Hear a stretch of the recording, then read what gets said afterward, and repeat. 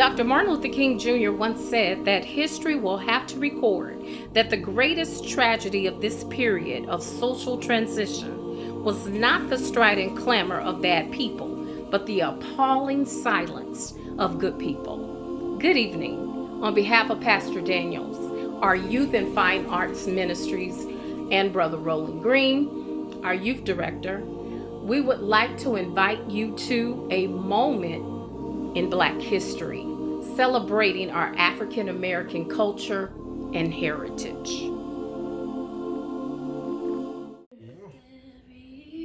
Hello everybody, my name is Jeremy Henderson, and I'm going to give you all a quick history about Lift Every Voice and Sing. This song was originally a poem written by James Weldon Johnson, who is an elementary school principal. He wanted his students to honor and remember the legacy of President Abraham Lincoln and celebrate all that he did for the abolitionist movement of the 1860s. His little brother John, however, thought this poem would be even more powerful as a song, and they agreed on that. So on February 12th, 1900, at Stanton Elementary School in Jacksonville, Florida, Lift Every Voice and Sing was performed the very first time by about 500 small Black elementary kids. Lift every voice and sing till earth and heaven ring. Ring with the harmonies of liberty. Let our rejoices rise high against the listening skies. Let it resound loud as the rolling sea.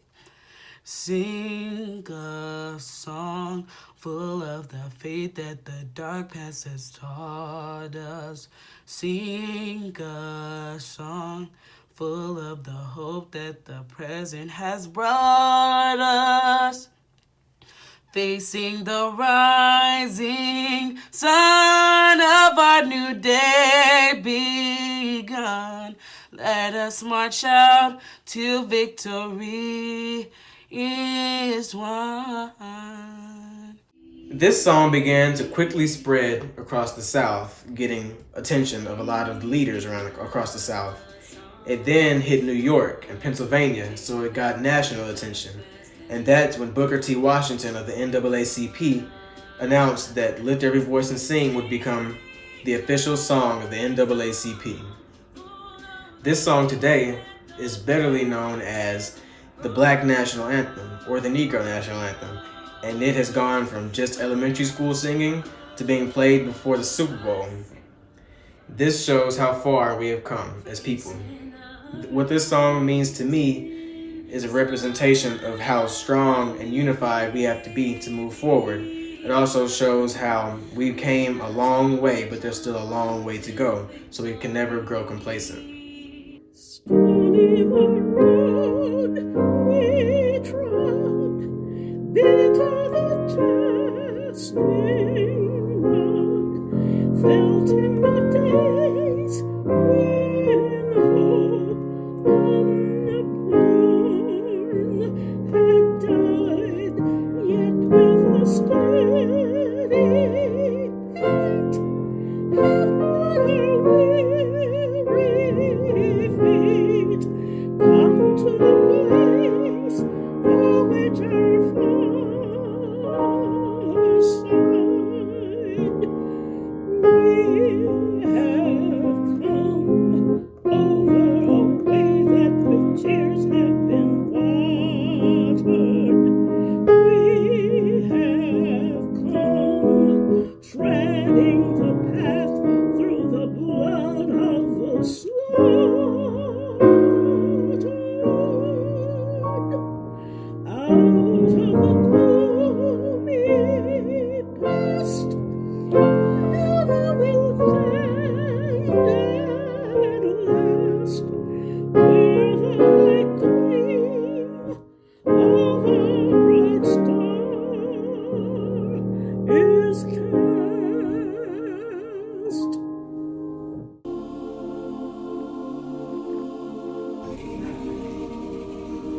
Since we are in this celebration of Black History Month, It reminds me of my childhood. I was raised in a place called Clarksville, Mississippi. It's about 85 miles south of Memphis. And for livelihood, you raised cotton. Cotton was the kind that you put in weave and you put into fabric for making clothing. But you only got paid $3, $3 for 100 pounds. The average person picked 200 pounds. So the head of the family had to keep in mind that $6 was all he earned for a day to feed his family. And so a lot of times they would be worried as they work in the fields, how they're going to make it. And they picked a song or had a prayer that they prayed for consolation or strength to go on. And one song I can remember being, Father, I stretch my hand to thee. And so the song goes something like this. Father,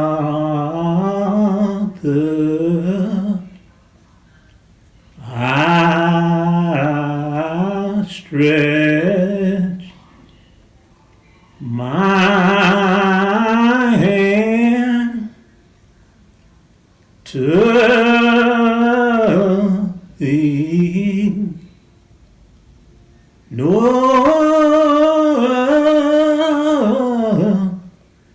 the help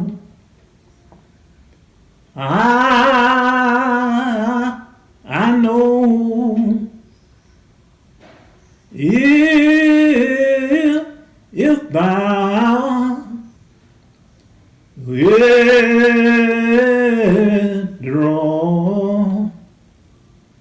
thyself from me, where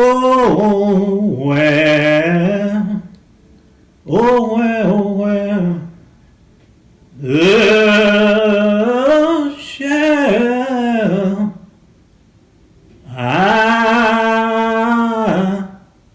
I go? And so that was what they would get consolation from, in knowing that the Lord was going to, it was reassuring himself that if the Lord be with him, we'll make it. But if he withdraw himself, we were doomed for failure. Another one comes to mind. It's entitled, I'm on the battlefield for my Lord. And it went something like, I was alone and idle, and I was a sinner too, and I heard the voice of heaven saying there is work to do. Well, I took my master's hand and I joined that Christian band. And you know I'm on the battlefield for my Lord. I am on the battlefield for my Lord, for my Lord. I am on the battlefield for my Lord. And I promised him that I would serve him till I die. And I'm on the battlefield for my Lord.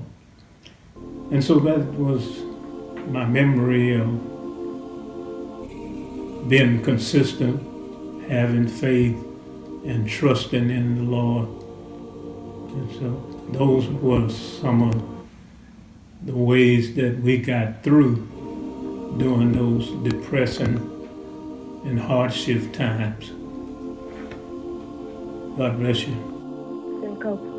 Reach back and fetch. Black History Month is a time that we pay tribute to the heroes and sheroes of U.S. history and recognize the vast contributions that they've made to American culture, to our culture. To showcase their stories, we have compiled a selection of songs, music, recitations from Maya Angelou to James Baldwin to Malcolm X. This is the time that we take a moment to celebrate not only our history, but our today.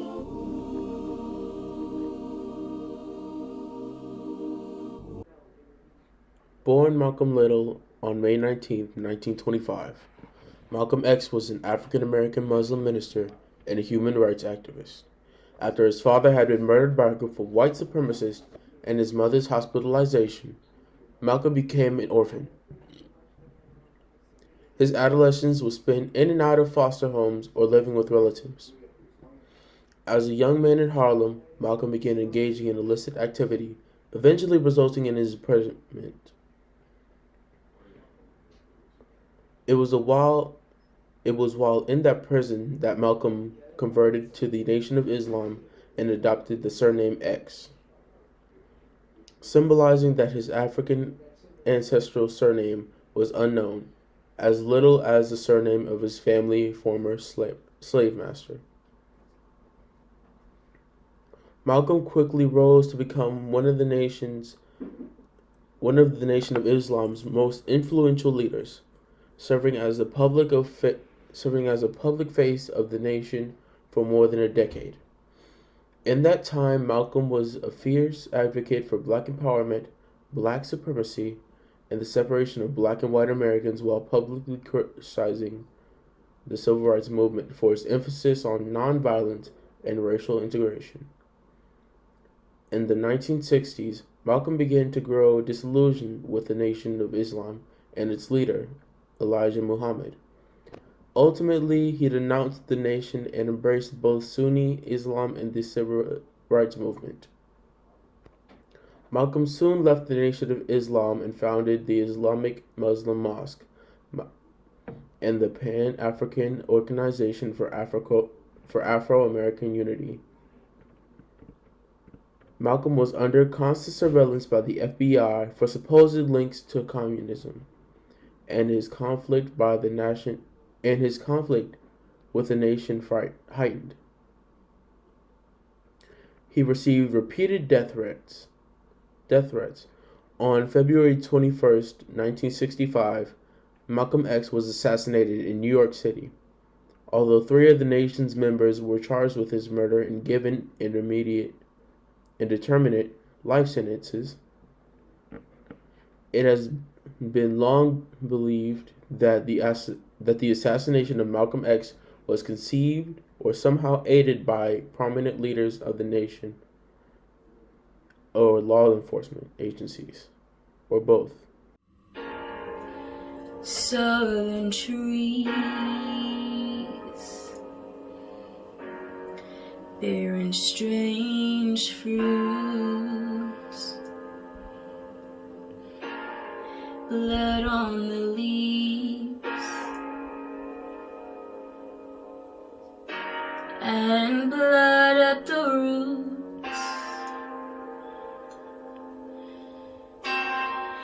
Black bodies swinging in the southern breeze.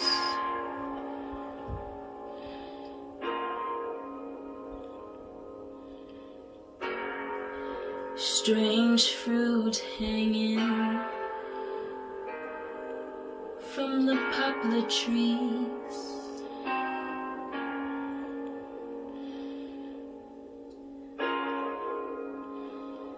Pastoral scene of the gallant South. them big bulging eyes, and the twisted mouth, scent of magnolia, clean and fresh.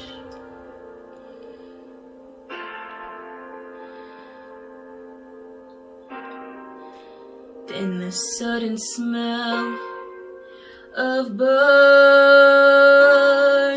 flesh.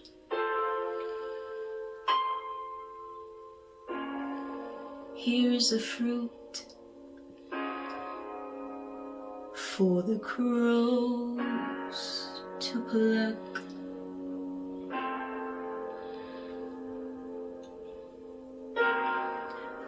For the rain to gather, for the wind to suck, for the sun to rot, for the leaves to drop.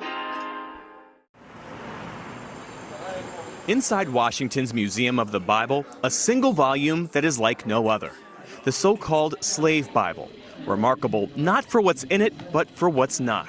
So about 90% of the Old Testament's been removed and about 50% of the New Testament's been removed. To put it another way, a normal King James Version has 1,189 chapters in it. The Slave Bible has only 232. Missing are chapters and verses that might have encouraged uprisings. Book of Exodus, redacted. No story of Moses demanding Pharaoh, "Let my people go."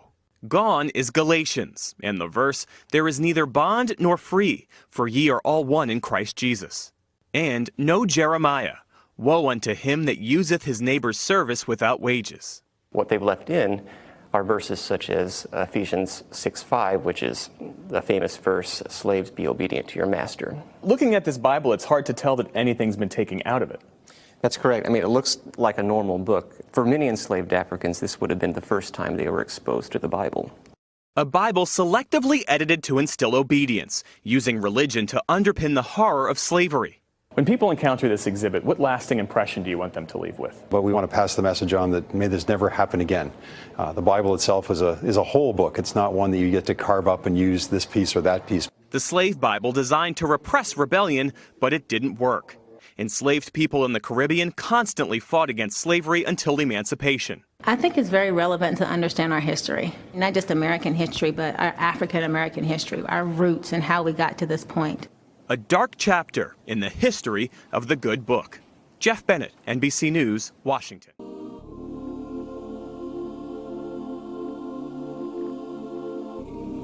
For while we have our eyes on the future, history has its eyes on us. This is the era of just redemption we feared at its inception. Amanda Gorman, the first person named National Youth Poet Laureate.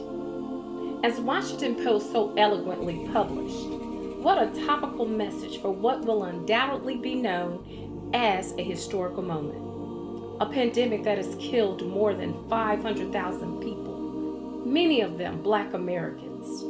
A movement for racial justice that drove thousands to protest for months throughout the United States of America, in every state of the United States of America. A reckoning with history that has prompted the Pentagon to strip Confederate names from bases. And did you know Lloyd Austin, a retired 4-star American general, has been confirmed and is now the first Black defense secretary in U.S. history. It's no wonder the words poet Amanda Gorman penned, referencing the musical Hamilton, struck such a chord with her audience on Inauguration Day. Inauguration Day. And what a beautiful day it was when America named its first African American, Asian American woman as Vice President of the United States, Kamala Harris.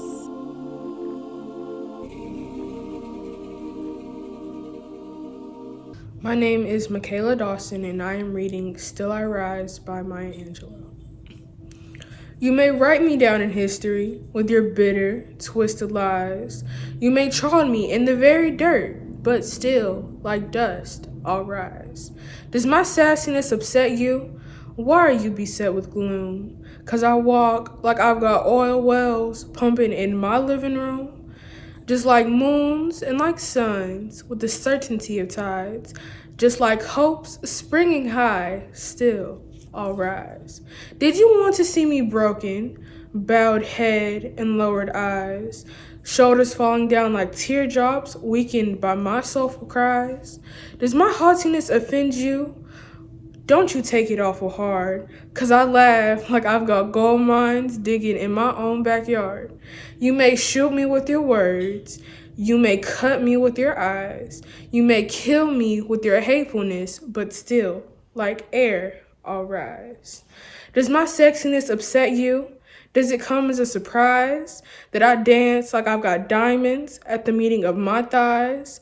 Out of the huts of history's shame, I rise. Up from a past that's rooted in pain, I rise. I'm a black ocean, bleeping and wide. Welling and swelling, I bear in the tide. Leaving behind nights of terror and fear, I rise. Into a daybreak that's wondrously clear, I rise. Bringing the gifts that my ancestors gave, I am the dream and the hope of the slave. I rise, I rise, I rise.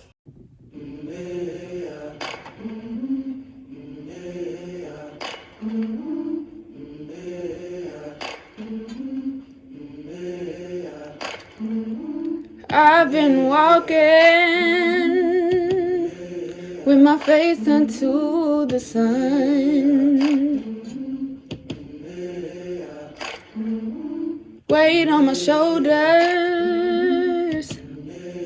a bullet in my gun. Oh, I got eyes in the back of my head, just in case I have to run. I do what I can, when I can for my people. While the clouds roll back and the stars fill the night, that's when I'm gonna stand up, take my people with me. Together we are going to a brand new home, far across the river. Can you hear freedom calling, calling me to answer? Gonna keep on keeping on, I can feel it in my bones.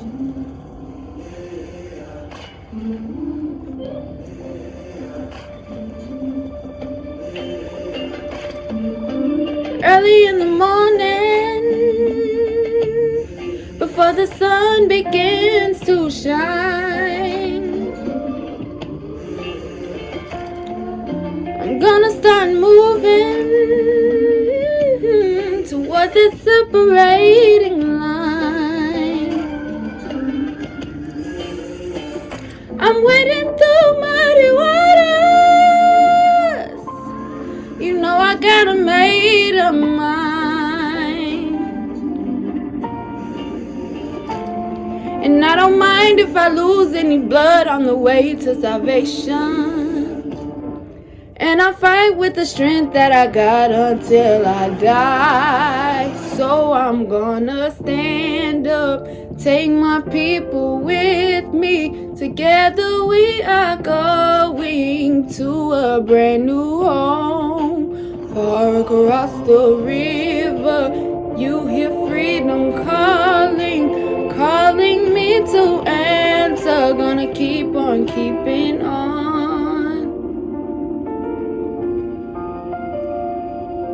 And I know what's around the bend might be hard to face, 'cause I'm alone.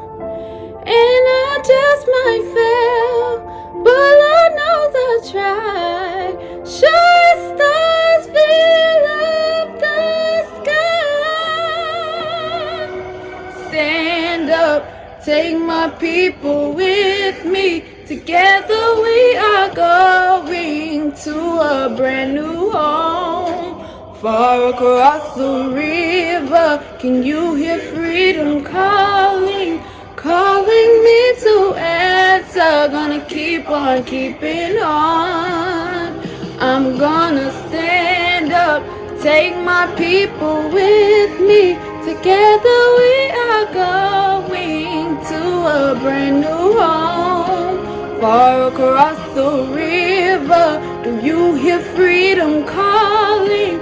Calling me to answer. Gonna keep on keeping on. I'm gonna stand up, take my people with me. Together we are going to a brand new home. Far across the river, I hear freedom calling, calling me to answer. Gonna keep on keeping on. I can feel it in my bones. I go to prepare a place for you. I go to prepare a place for you. I go to prepare a place for you. I go to prepare a place for you.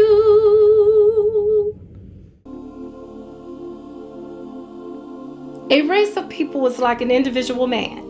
Until it uses its own talent, takes pride in its own history, expresses its own culture, affirms its own selfhood, it cannot fulfill itself. Malcolm X. In 2021, we are still climbing, we are still dreaming, we are still rising, and we are still making history. Did you know our very own Tamron Hall, born in Luling, Texas, a Fort Worth native, became the first African American woman to co-anchor the Today Show? There's no limit to how far you can go. There is no limit to how high you can soar. Remember, whenever you doubt yourself, it's in our blood.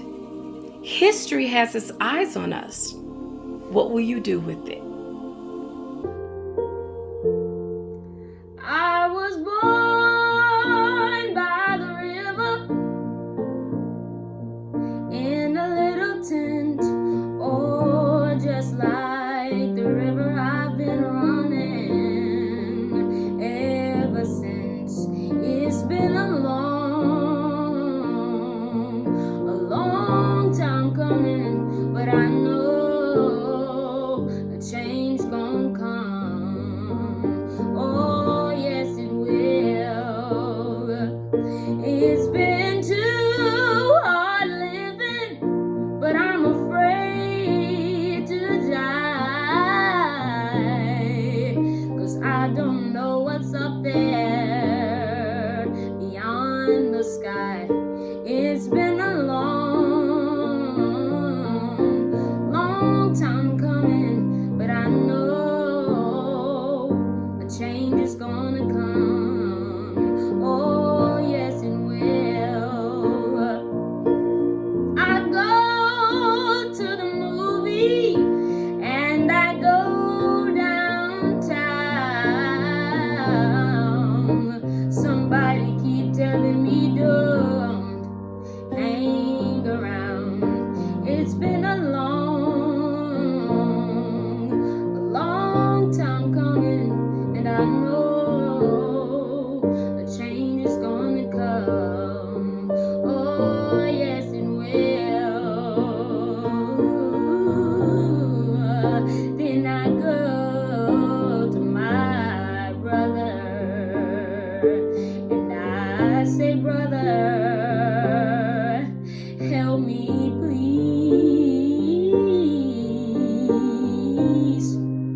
But he winds up knocking me back down onto my knees. Oh, there have been times that I thought I couldn't last 2